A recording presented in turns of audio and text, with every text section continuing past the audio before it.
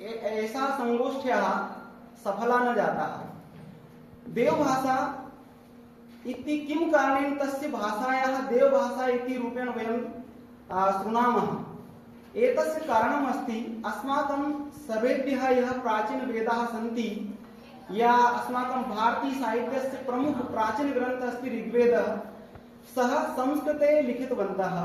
तदनन्तरं यजुर्वेदः, सामवेदः, अथर्ववेदः, इतोपि अग्रे चलामः चेत् अस्माकं ब्राह्मण साहित्य, आरण्यक साहित्य, उपनिषद साहित्य, इतोपि अग्रे चलामः चेत् पुराण एवं च रामायण महाभारत एवं अन्यानि साहित्य, ते सर्वेभ्यः साहित्यं संस्कृते रचिताः सन्ति।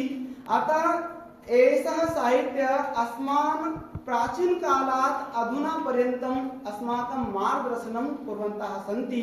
अस्माकं भारतीय संस्कृत्याः एक आधारस्तम्भ रूपेण समाजे स्थापितः सन्ति। यदि वयं चर्चां कुर्मः कि अधुना समये किं कारणे युवानः युवत्याः किञ्चित् संस्कारविहीनः भविष्यन्ति या भवेयः, तस्य कारणम् अस्ति वयं संस्कृतभाषायाः, संस्कृतभाषे रचिता ये साहित्याः सन्ति तेषु दूरीं कुर्वन्तः सन्ति।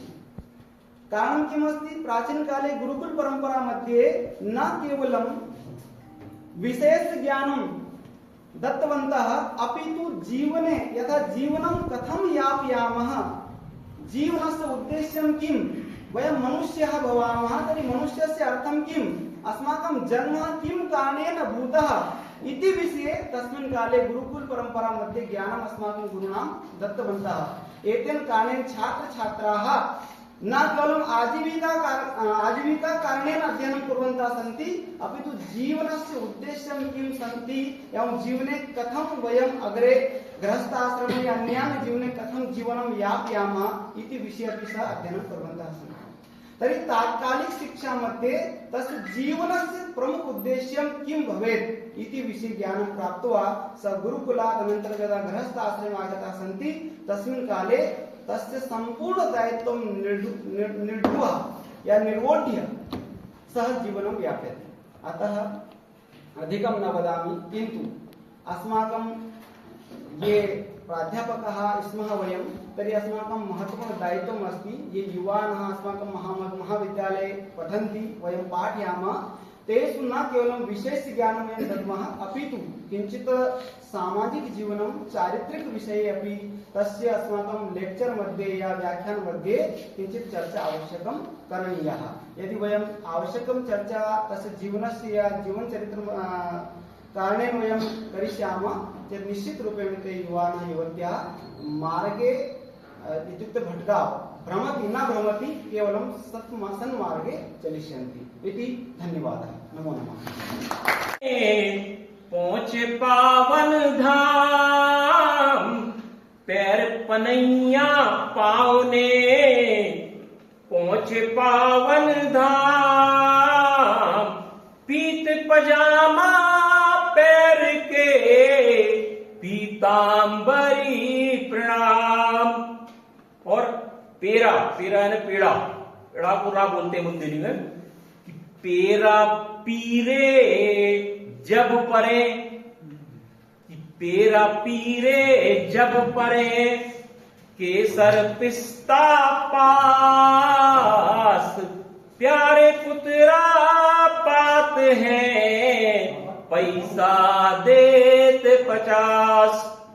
और पाला से पीरे परे पीपल पालक प्याज, पाला से पीरे परे पीपल पालक प्याज, हुआ पीलिया पेड़ को पवन करे तब राज। अब देखिए एक दोहे में दो अलंकारों का प्रयोग देखना, अनुप्रास और श्लेष अलंकार का प्रयोग एक दोहे में। कमरा में कमरालय, कमरा में कमरालय कुकरे डरे किशोर, करिया भई कमान सी कैकी से कमजोर।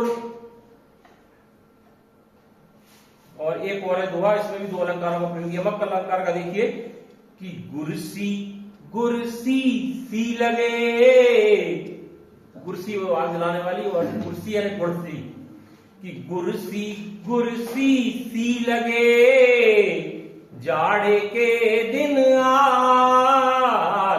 आँच गुलगुली सी लगे, जो मखमल की बात।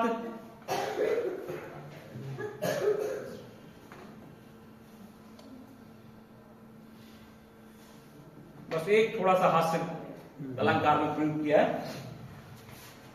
कि कनबूजा सूजो धरो, कनबूजा कि कनबूजा सूजो धरो, कक्का कह रहे काय, कक्का पूछ रहे कि कनबूजा सूजो धरो, कक्का कह रहे काय, उठ बेवारो का करो, कल्लू के कतराय। धन्यवाद। उनकी के माध्यम से जो सीख है वो लेना होगी।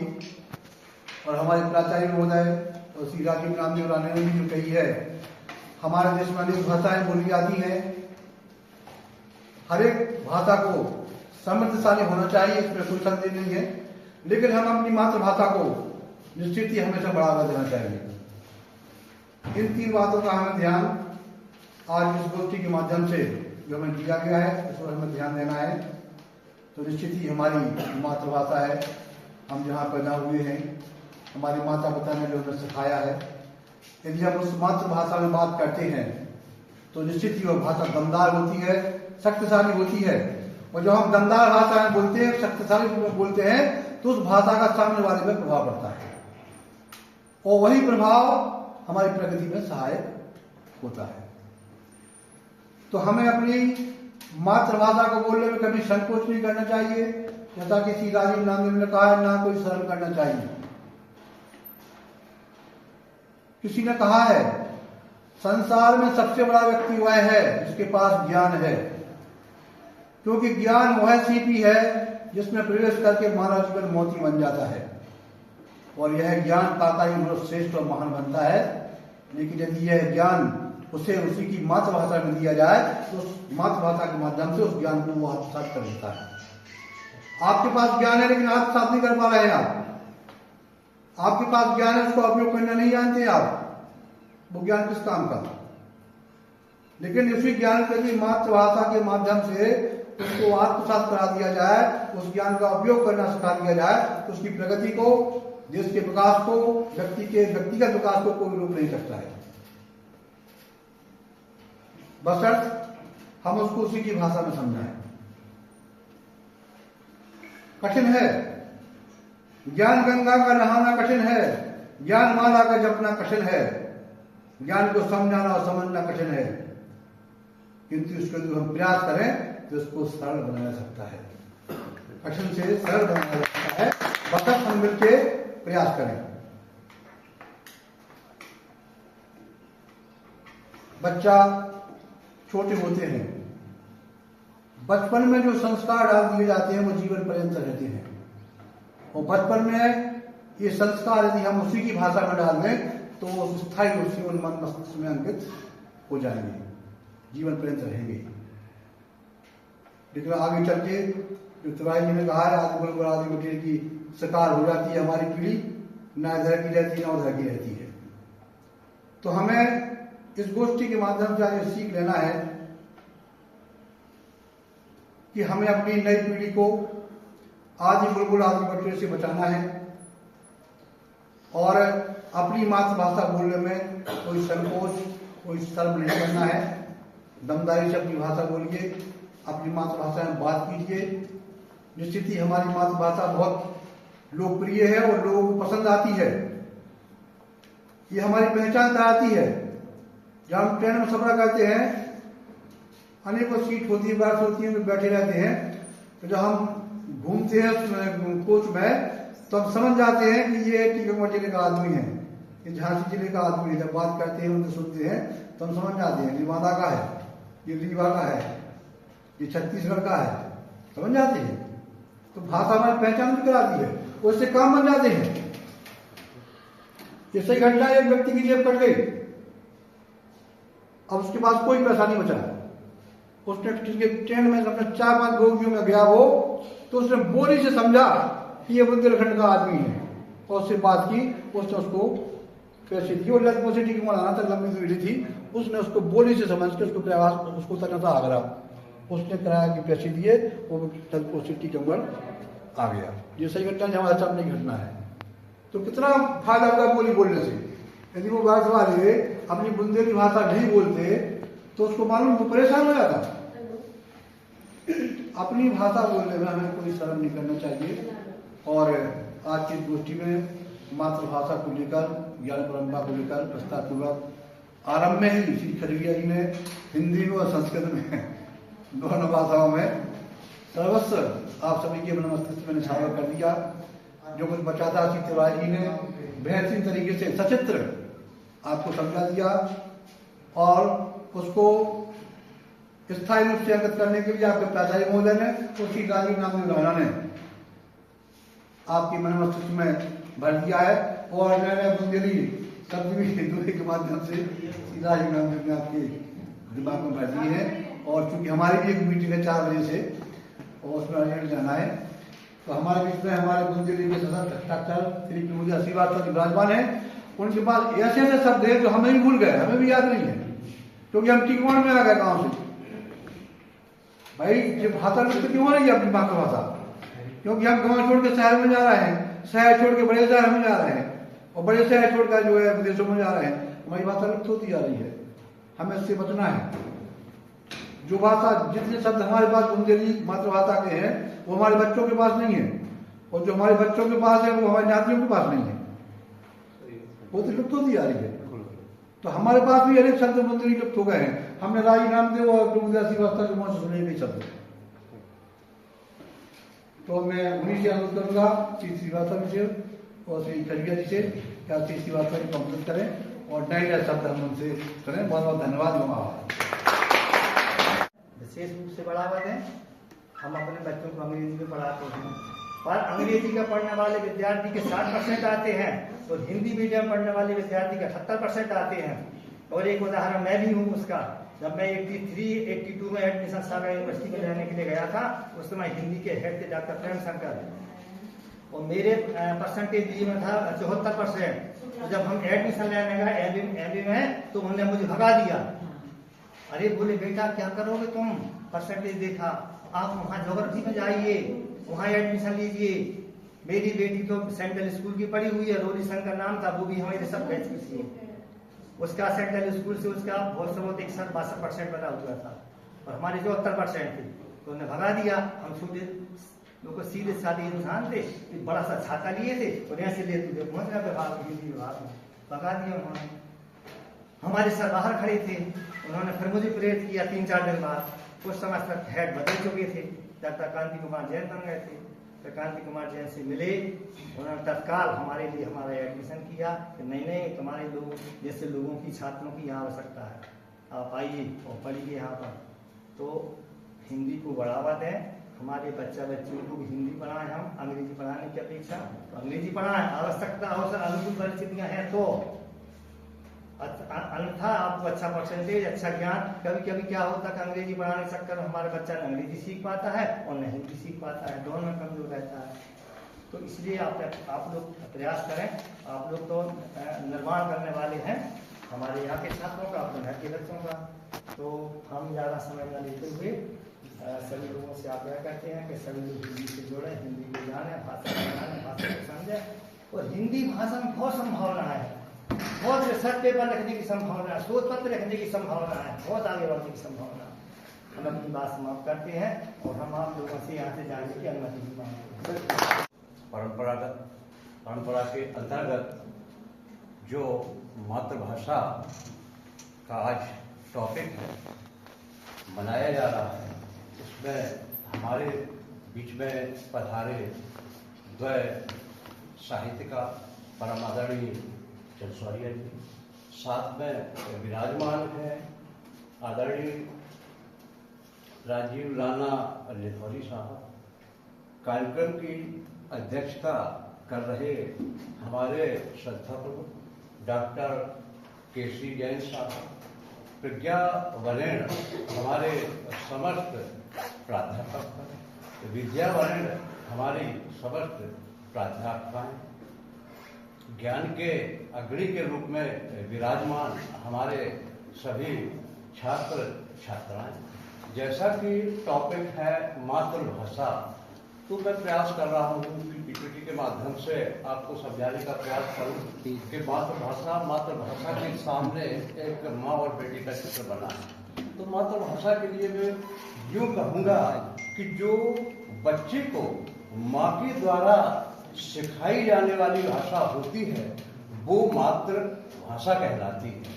अब माँ के द्वारा सिखाई जाए, पिता के द्वारा सिखाई जाए, परिवार के द्वारा सिखाई जाए, ये सब एक ही चीज है।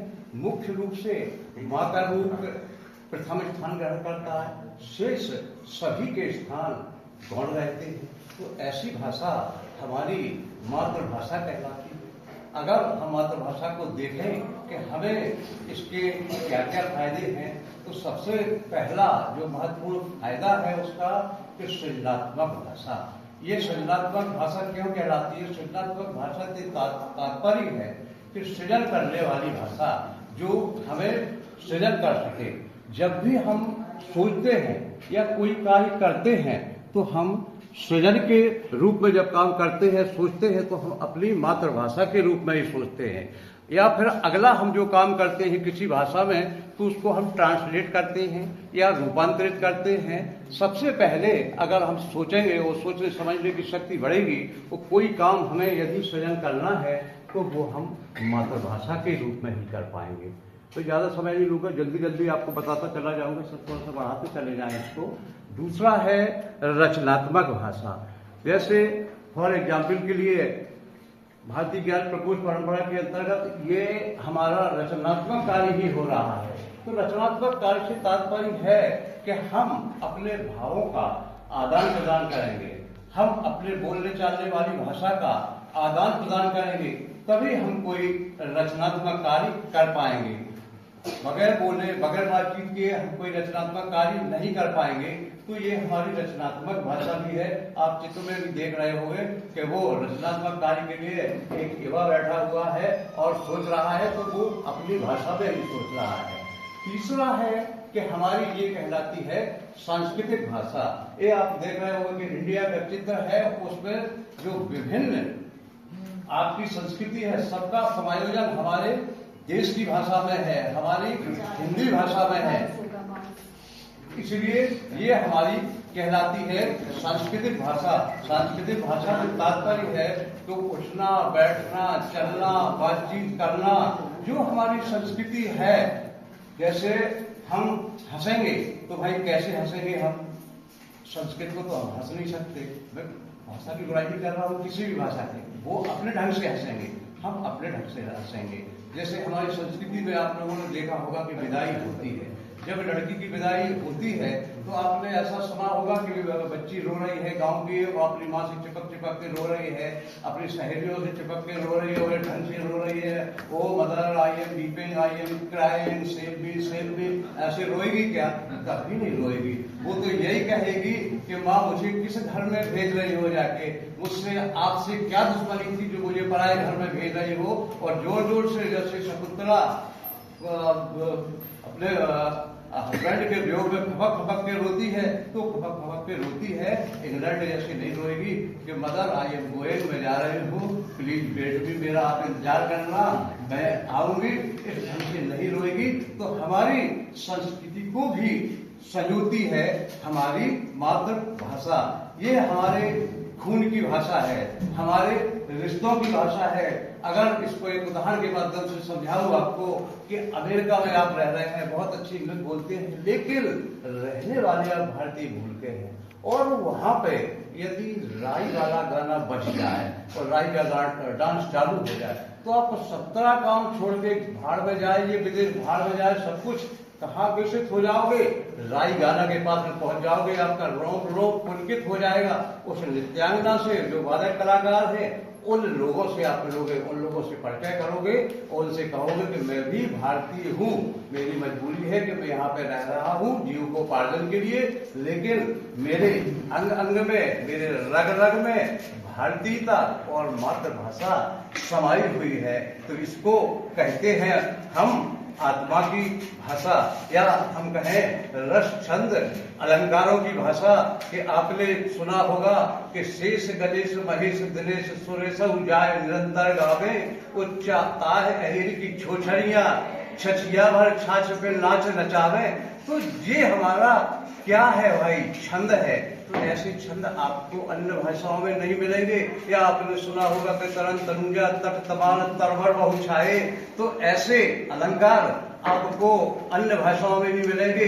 ये हमारी भारतीय भाषा मातृ भाषा में विद्यमान मिलेंगे। ये अगर हम समझें इसको इस ढंग से, सर पढ़ा जा रहा है साहित्यकारों को बुला करके और हमारे छात्रों के बीच में, आज तो छात्र संख्या कम है, होता तो शायद हमारे पास छात्र संख्या ज्यादा मिलती, लेकिन अगली बार से सर लोगों का जब भी इस प्रकार का हम आयोजन करेंगे तो मध्य छात्रों के बीच में हमारे उसमें विवेकानंद हाल में करवाएंगे, ताकि हमारे छात्र छात्राएं ज्यादा, और चूंकि बुंदेली बचाना है वास्तव में सही मातृभाषा हम लोग ही बचा सकते हैं। जिस क्षेत्र में जो भाषा बोली जाती है उसका बचाने का काम हमारा है। जैसे आदरणीय नामदेव जी ने इतना साहित्य लिखा है, इतनी कविताएं लिखी और इतना कार्य बुंदेली पे कर रहे हैं, लेकिन वो अकेले कब तक, उनका साथ देने वाले हम जैसे लोगों की आवश्यकता है, छात्र छात्रों की और हमारे जैसे प्राध्यापकों की भी, कि वो इस प्रकार से भाषा को जीवंत और जागृत बनाए रखें। आज के इस कार्यक्रम में हमारे बीच में चूंकि आदरणीय सभी सम्मानीय अतिथिगण जिनका बहुत हृदय से सम्मान करते हैं, अपना अमूल्य समय निकाल करके और हमारी इस संगोष्ठी को सफल बनाने के लिए आप उपस्थित हुए हैं। आदरणीय श्री वीरेंद्र सूर्या जी, श्री राजीव नामदेव जी, श्री प्रभुदार श्रीवास्तव जी और हमारे संस्था के प्राचार्य भी यहाँ पर उपस्थित रहे थे। आपका हम तहे दिल से, हृदय से आभार व्यक्त करते हैं और इसी प्रकार की एक भाव भई भक्तन की भीड़ और गुड़ की लहरे कुंभ की हो रहे बहुत अधीर, तो मचलत मन गुड़ की के नाम, गुड़ की गुप्ती मचलत मन गुड़ की के नाने, अरे नैन कुंभ की जाने, मचलत मन गुड़ की के नाने। 100 और 44 सालन में 144 साल बाद भी संयोग आया है। 100 और 44 सालन में जेद न्याय सुहाने, मचलत मन गुड़ की के नाने, त्रिवेणी के पावन जल में तिरें गुड़ की साथ लगाने, मचलत मन गुड़ की के नाने। होती है, शक्तिशाली होती है, और जो हम दमदार भाषाएं बोलते हैं, शक्तिशाली बोलते हैं, तो उस भाषा का सामने वाले पर प्रभाव पड़ता है और वही प्रभाव हमारी प्रगति में सहायक होता है। तो हमें अपनी मातृभाषा को बोलने में कभी संकोच नहीं करना चाहिए, जैसा कि श्री राजीव नामदेव ने कहा है, ना कोई शर्म करना चाहिए। किसी ने कहा है संसार में सबसे बड़ा व्यक्ति वह है जिसके पास ज्ञान है, क्योंकि ज्ञान वह सीढ़ी है जिसमें प्रवेश करके मानव जीवन मोती बन जाता है और यह ज्ञान पाता ही मनुष्य श्रेष्ठ और महान बनता है। लेकिन यदि यह ज्ञान उसे उसी की मातृभाषा में दिया जाए तो उस मातृभाषा के माध्यम से उस ज्ञान को आत्मसात कर लेता है। आपके पास ज्ञान है लेकिन आत्मसात नहीं कर पा रहे हैं आपके पास ज्ञान है, उसका उपयोग करना नहीं जानते आप, वो ज्ञान किस काम का। लेकिन उसी ज्ञान को यदि मातृभाषा के माध्यम से उसको आत्मसात करा दिया जाए, उस ज्ञान का उपयोग करना सिखा दिया जाए, तो उसकी प्रगति को, देश के विकास को, व्यक्ति के व्यक्तिगत विकास को कोई रोक नहीं सकता है, बशर्ते हम उसको उसी की भाषा में समझाएं। वाणी को हम अपनी अभिव्यक्ति के लिए स्पष्ट और उजागर कर सकते हैं। कभी कभी ऐसा होता है कि हम बोल नहीं पाते हैं या मंच पर नहीं जा पाते हैं या अपने विचार रखने में हम कुछ झिझकते हैं, तो संकोच होता है हमारे लिए।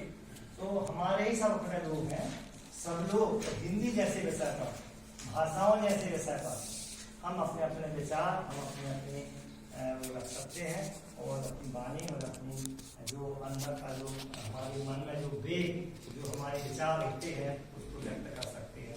हम आप लोगों से कहना चाहेंगे कि मात्र अभिव्यक्ति ही ऐसा सशक्त साधन है जिसके माध्यम से अंतस की समस्त बुद्धि को, कुछ लोग ऐसे होते हैं हमारे अंदर तो रहता पर हम उसको बोल नहीं पाते, उसको उच्चरित नहीं कर पाते।